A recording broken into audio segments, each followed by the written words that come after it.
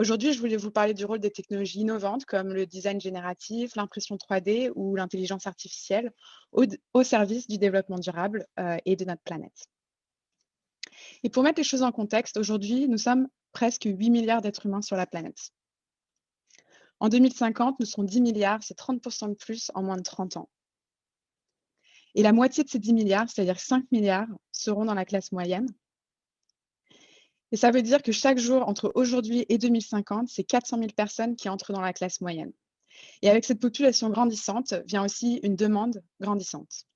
Ça veut dire 400 000 personnes par jour qui veulent ce que nous avons déjà, comme un téléphone, une voiture ou des moyens de transport performants, de la nourriture abondante, des habitations, des logements.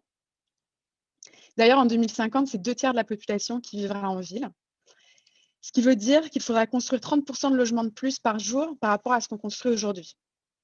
Et ça représente presque 4 000 logements par jour. Donc, je parlais donc que nous aurons besoin de presque 4 000 logements par jour à construire entre aujourd'hui et 2050 pour répondre à la demande grandissante de la population. Et ça, c'est sans compter les infrastructures pour supporter cette urbanisation toujours plus rapide. Il va nous falloir des ponts, des routes, des aéroports.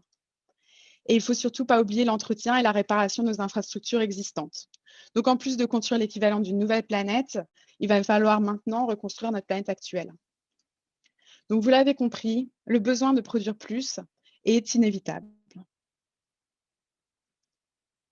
Et pourtant, notre planète a ses limites. On est en train de vider notre planète de ses ressources naturelles et laissons de moins en moins pour les générations futures.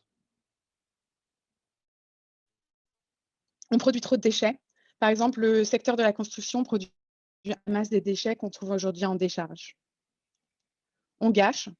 70% des pièces détachées ne sont jamais utilisées et donc jetées. Donc, on crée des déchets à cause d'une mauvaise gestion de nos ressources et de nos chaînes logistiques. Et surtout, on pollue. À travers nos industries et notre mode de consommation, on produit de plus en plus de gaz à effet de serre. Et d'ailleurs, on le voit bien en regardant l'historique de nos émissions carbone. Je suis sûre que vous avez tous probablement vu une version de ce graphique dans le passé. Nous avons généré plus d'émissions de carbone depuis la révolution industrielle que dans les 3 millions d'années qui la précèdent. Et de plus, la moitié de ces émissions ont été générées dans les 30 dernières années, presque depuis que je suis née. Donc, si on veut éviter les conséquences terribles, ou comme Stark nous l'a bien dit, de peut-être même se suicider, l'accord de Paris vise à ne pas réchauffer notre planète de plus de 1,5 degré en 2050. Donc ça, c'est notre objectif. Pour atteindre cet objectif, il nous faut atteindre plusieurs choses. Le premier, c'est d'atteindre un maximum d'émissions en 2020, ce qui a été fait. Et ensuite, c'est réduire nos émissions par 50% dans les 10 prochaines années, avant d'atteindre zéro émission en 2050. C'est très ambitieux. C'est très ambitieux parce que 50% de réduction en moins de 10 ans, c'est l'équivalent du carbone émis par la Chine, les États-Unis et l'Inde aujourd'hui. Et ce sont les 3 plus gros émetteurs au monde. Donc tout ça en moins de 10 ans. Et si je veux ajouter aux mauvaises nouvelles, le pire, c'est que maintenant, même en atteignant cet objectif de 50% en moins de 10 ans, la probabilité de ne pas dépasser les 1,5 degrés en 2050 n'est que de 50%. Alors, mis à côté l'un de l'autre, ces graphiques ressemblent à ça et ça peut déjà paraître très ambitieux, voire même un petit peu effrayant. Mais la réalité, c'est que là, ce n'est même pas la bonne échelle. Si on veut vraiment, la réalité, c'est que ça ressemble plutôt à ceci. Alors, une des conséquences positives du Covid et de la crise sanitaire mondiale, c'est que nous avons réussi pour la première fois à réduire nos émissions en 2020. Il faut maintenant continuer cette trajectoire pendant les 10 prochaines années. Alors oui, ça veut dire l'équivalent d'une Covid par an pendant 10 ans pour nous forcer à ne pas voyager, à ne pas surproduire ou surconsommer et à être plus conscients de notre impact environnemental. Alors comment se prépare-t-on à l'inévitable besoin de faire plus avec la dure réalité de le faire avec moins? On a besoin de moins d'impact négatif sur notre planète en termes d'utilisation de ressources naturelles, de génération de déchets ou d'émissions carbone. Et comme vous l'avez vu, cette réalité est urgente. Alors la bonne nouvelle, c'est que les technologies sont là pour nous aider. Juste dans le portfolio de solutions d'Autodesk, nos outils à l'intersection du design et de la fabrication permettent de simuler les performances, d'automatiser les procédés de fabrication et en général d'accélérer le développement de nouveaux produits. Et avec ça, on catalyse l'opportunité de faire les choses mieux. Mieux pour l'environnement, pour les gens sur la planète et pour l'économie. Alors pour moi, faire les choses mieux, c'est l'exemple du modèle d'économie circulaire qui apporte une solution prometteuse au changement climatique en réduisant la production de déchets et l'utilisation de matières premières, qui a ensuite pour effet de réduire nos émissions avec gaz à effet de serre de façon globale.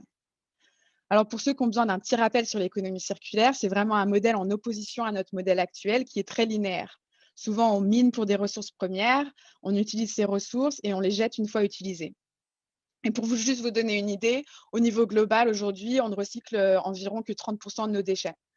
Donc ça veut dire que 70% de ces déchets finissent brûlés en décharge ou pire dans nos écosystèmes comme les océans. En comparaison, l'économie circulaire vise à garder les produits, les composants qu'ils composent et les matériaux en utilisation le plus longtemps possible. Et tout ça en créant des systèmes circulaires pour recycler, réutiliser, partager ou composter. Alors, il y a beaucoup d'étapes et de complexité dans la création d'un modèle circulaire, mais aujourd'hui, les technologies nouvelles apportent une aide prometteuse pour accélérer cette transition. Et du coup, dans les prochaines slides, je voulais vous présenter quelques-unes de ces technologies et comment elles s'appliquent dans le monde réel pour réduire l'impact environnemental de nos industries et nous faire bouger vers une économie plus circulaire. Alors, la première de ces technologies, c'est la conception générative. Alors, pour rappel, la conception générative, c'est cette nouvelle approche du design. Plutôt que de démarrer avec un sketch, on démarre avec des objectifs, comme rendre ma pièce la plus légère, ou bien comme Philippe Stark venait de le présenter, comment supporter un corps avec le moins d'énergie possible. Et puis, on met des contraintes de matériaux, des contraintes géométriques ou physiques. Et plutôt que d'avoir le designer qui dirige l'ordinateur, c'est l'ordinateur qui génère des centaines de milliers d'options possibles et ne surface que celles qui répondent aux besoins des utilisateurs. Donc, par exemple, Airbus a voulu démontrer qu'on pouvait utiliser la conception générative pour alléger des pièces d'avion. Ils ont utilisé cette conception générative pour redesigner une des cloisons qu'on trouve dans cet avion. Et pour vous donner une idée, cette cloison, c'est une pièce très importante car c'est un peu l'équivalent d'un mur porteur dans une maison. L'objectif d'Airbus, réduire le poids de cette pièce au maximum tout en gardant ses propriétés mécaniques. Avec ces objectifs et ces contraintes mécaniques, l'ordinateur a exploré des milliers d'options différentes, des designs qu'aucun humain ne pourrait faire tout seul. Et le design génératif a identifié ceux qui répondaient le plus aux objectifs et aux contraintes imposées par Airbus. La pièce finale, c'est celle-ci. Elle a un poids réduit de 45% et utilise 95% moins de matériaux que l'original. Alors, retirer les matériaux permet de faire des économies de ressources et de matières premières, ce qui est bien d'un point de vue environnemental. Mais une pièce moins lourde, ça veut aussi dire moins d'énergie pour déplacer cette pièce. Et dans ce cas-là, moins de kérosène, qui est un gaz à effet de serre très nocif pour l'environnement. Airbus a estimé que s'ils installaient cette pièce sur l'ensemble de leur A320, ils réduiraient leur émission carbone de l'équivalent de 150 000 voitures sur la route par an. Et dans cet exemple, c'est juste une seule pièce d'avion. Mais imaginez l'impact qu'on pourrait avoir si on redesignait l'ensemble de l'avion. Alors ici, c'est juste un concept, mais encore une fois, non seulement c'est moins de matériaux utilisés en fabrication, mais aussi moins d'énergie consommée pour déplacer ces avions et donc moins de coûts engendrés. Et puis surtout, je me dis que mon retour en France serait plutôt sympa en termes de voyage. Un autre exemple, c'est nos amis chez Decathlon qui ont aussi voulu tester le pouvoir du design génératif sur l'une de leurs marques, les vélos de course Van Rysel. Aujourd'hui, les vélos de course spécialisés sont fabriqués en fibre de carbone pour leur légèreté, mais malheureusement, les fibres de carbone sont difficiles à recycler et ne permettent pas de customisation. Pour Decathlon, arriver à des performances de poids, de structure mécanique était primordial pour continuer d'attirer les athlètes, mais ils voulaient aussi s'engager dans des matériaux plus propres pour l'environnement. Donc, ils ont commencé par la fourche du vélo et grâce à la conception générative, ont atteint un poids réduit en gardant les propriétés mécaniques du vélo et en utilisant l'aluminium, qui lui est un matériau recyclable. Le design final est une pièce 30% plus légère que l'original et nos premières estimations nous donnent une empreinte carbone divisée par 2. C'est une première dans une industrie et honnêtement une surprise même pour les équipes de Decathlon qui étaient au début un petit peu sceptiques des résultats, sachant que le cyclisme est un sport qui a vu énormément d'innovation ces dernières années et que chaque pièce a été fortement réinventée. Et donc, il y avait un peu de doute sur qu'est-ce qu'on peut encore innover sur de telles pièces et on a prouvé que c'était possible. Et grâce à ces résultats prometteurs, Decathlon s'attaque maintenant à l'ensemble du vélo, au cadre, mais aussi à certains équipements comme le casque et les chaussures. Et donc, c'est un autre exemple de comment le design génératif permet de concevoir pour des performances avancées sans augmenter notre impact sur l'environnement. La réalité est que le potentiel du design génératif est vraiment poussé à son extrême et à son maximum par l'utilisation d'une autre technologie innovante, c'est la fabrication additive, comme l'impression 3D. Grâce à l'impression 3D, non seulement on peut designer avec moins de matériaux dans nos pièces, mais on réduit aussi la quantité de matériaux qui entrent dans les chaînes de production et on réduit les déchets générés par la fabrication de ces pièces. Pour vous donner un exemple et illustrer ces principes, voici RamLab.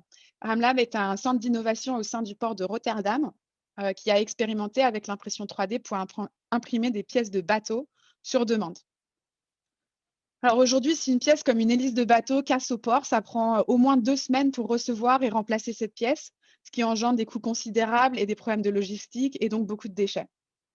Aujourd'hui, grâce à l'impression 3D de métal, il est possible d'imprimer cette pièce en quelques heures seulement et d'assurer que le bateau puisse repartir au plus vite.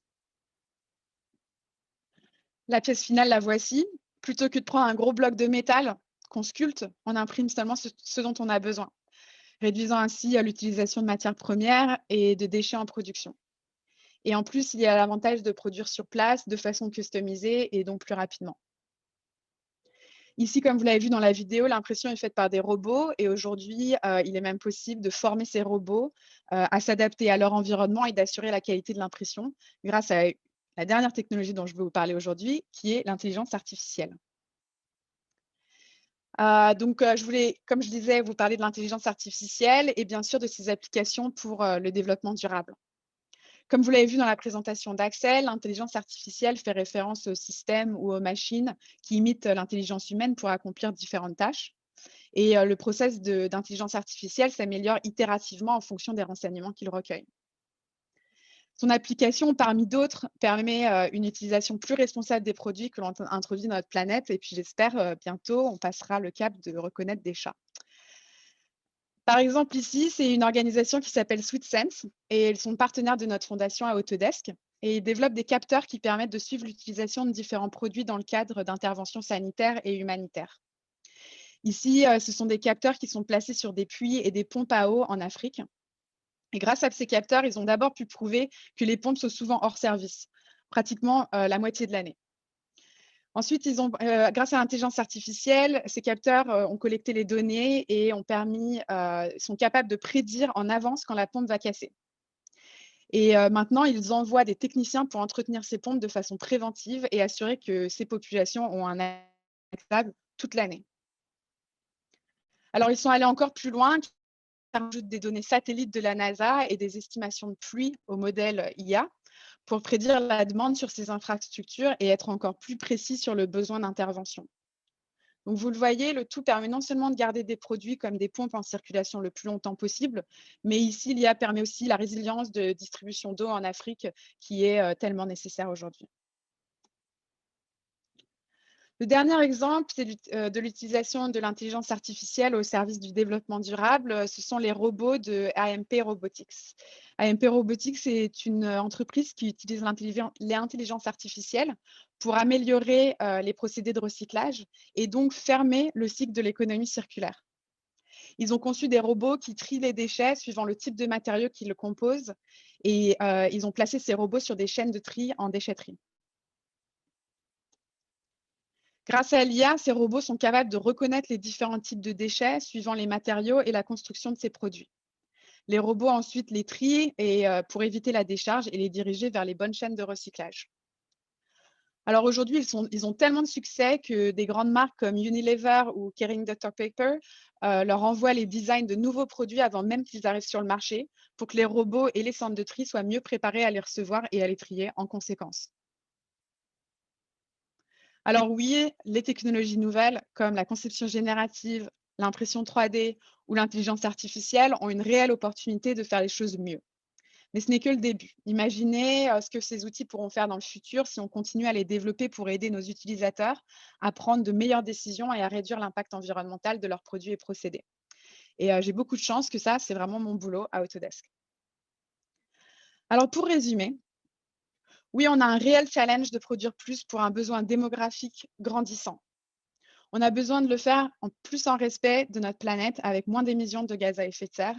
Et c'est un challenge excitant pour une génération comme la mienne, comme la nôtre, une génération plus engagée, plus responsable, qui a vraiment envie de faire les choses mieux.